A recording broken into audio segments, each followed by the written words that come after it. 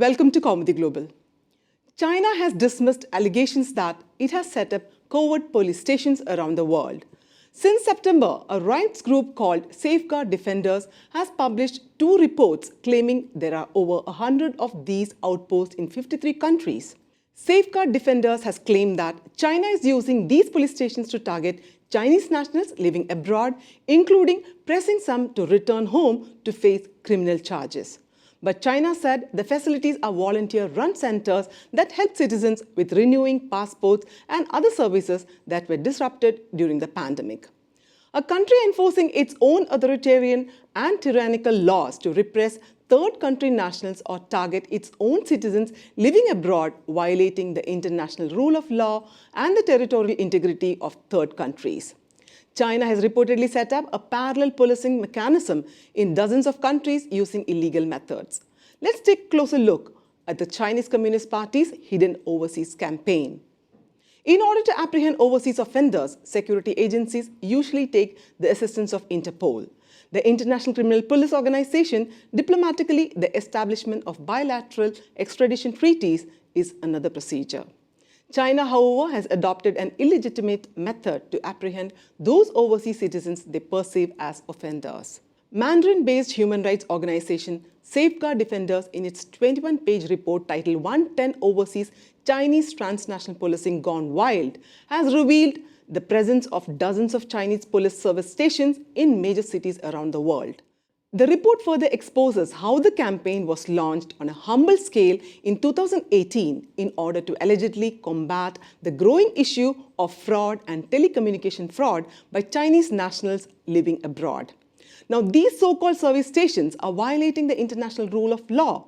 The Chinese have set up a parallel policing mechanism to target dissidents and place surveillance on its own nationals. The report claimed that from April 2021 to July 2022, 230,000 nationals had been persuaded to return to face criminal proceedings in China.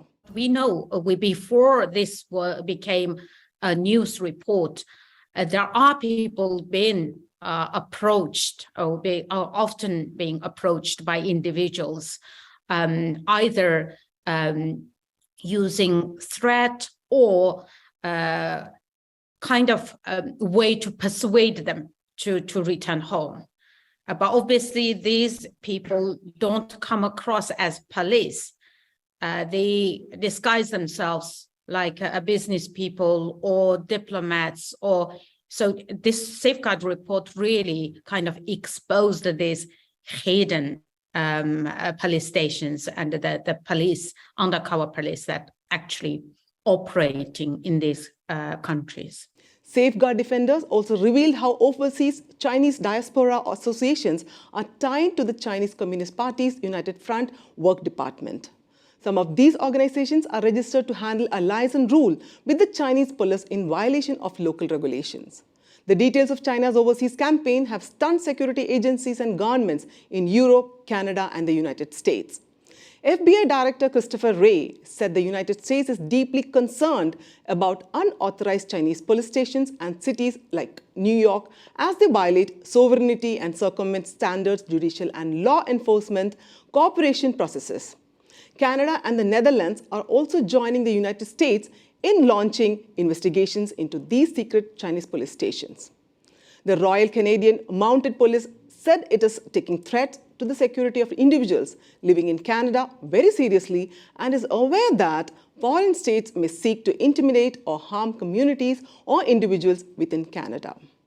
Beijing has been accused of using illegal methods against targeted individuals or their family members, which undermines any due process and the most basic rights of suspects.